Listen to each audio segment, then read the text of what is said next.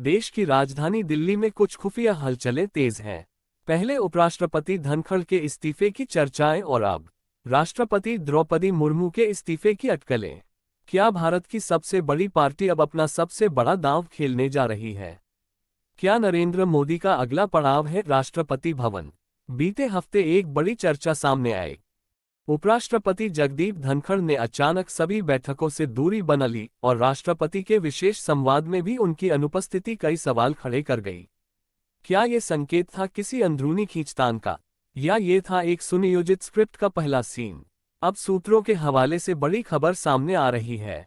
राष्ट्रपति द्रौपदी मुर्मू शायद जल्द ही स्वास्थ्य कारणों या व्यक्तिगत कारणों से इस्तीफा दे सकती हैं, और इसी के बाद बीजेपी का असली मास्टर स्ट्रोक सामने आ सकता है। नरेंद्र मोदी को राष्ट्रपति पद का उम्मीदवार बनाना। अगर राष्ट्रपति इस्तीफा दे दें तो भारत का संविधान कहता है कि 6 महीने के भीतर नया राष्ट्रपति चुना जाएगा।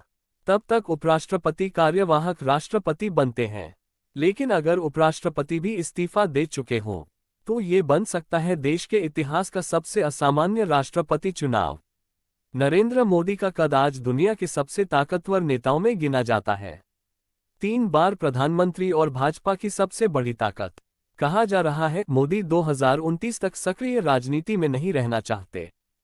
ऐसे में राष्ट्रपति पद हो सकता है उनका अगला पड़ाव, जहां वो नीति नियमता तो नहीं लेकिन संवैधानिक गुरु बनकर सत्ता के शिखर पर बने रह सकते हैं। अगर मोदी राष्ट्रपति बने तो भी भाजपा अगला पीएम किसी युवा चेहरे को बनाकर डबल पावर स्ट्रक्चर बना सकती है। एक तरफ संवैधानिक संरक्षण में मोदी, दूसरी तरफ सरकार चलाते नए पीएम।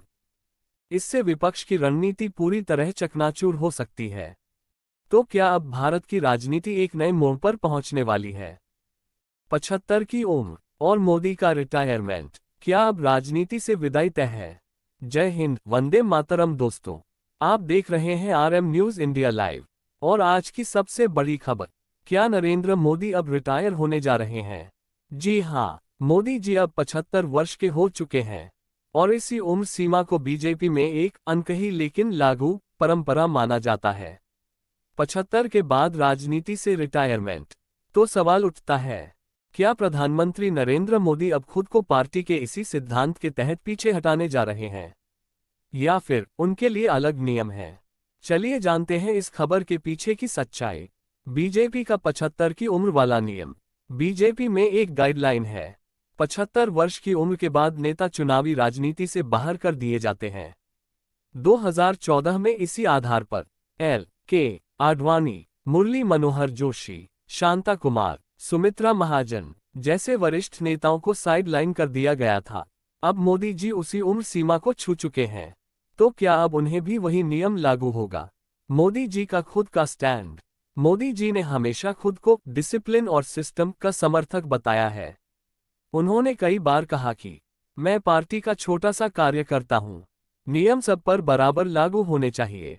लेकिन क्या ये सिर्फ एक बयान था, या अब वह सच में अपने ऊपर लागू करने जा रहे हैं? क्या मोदी जी इस्तीफा देंगे? बीजेपी सूत्रों की माने तो मोदी जी 2029 तक प्रधानमंत्री बने रह सकते हैं, लेकिन 2025-26 में संगठनात्मक बदलाव आ सकता है।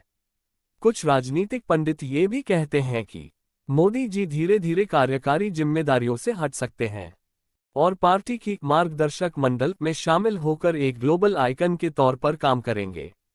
मोदी जी के रिटायरमेंट की चर्चा के साथ साथ अब ये भी पूछा जा रहा है, मोदी के बाद कौन? क्या अमित शाह तैयार हैं? क्या योगी आदित्यनाथ अब राष्ट्रीय चेहरा बनेंगे, या फिर नितिन गडकरी जैसे अनुभवी नेता को मौका मिलेगा? बीजेपी का भविष्य अब इस निर्णय पर टिका है। जनता की भावनाएं क्या कहती हैं? मोदी केवल एक प्रधानमंत्री नहीं हैं, वो करोड़ों भारतीयों के लिए एक आस्था है। उनकी छवि, उनका व्यक्तित्व और उनका भाषण लाखों लोगों को प्रेरणा देता है।